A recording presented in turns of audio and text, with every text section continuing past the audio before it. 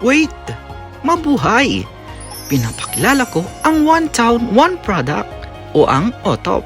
Isang programa ng DTI na naglalayong itaguyod ang mga natatanging produktong gawa mula sa iba't ibang bayan na kumakatawan sa kultura, yaman at galing ng bawat Pilipino.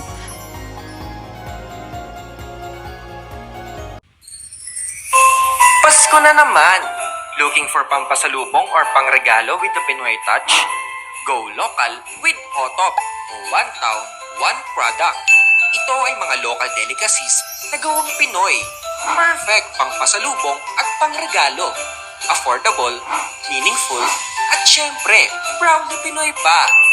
Kaya't ngayong Kapaskuhan, spread the love and support local.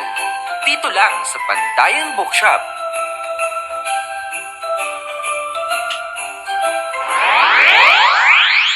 This portion is brought to you by Pandayan Bookshop, Kabali!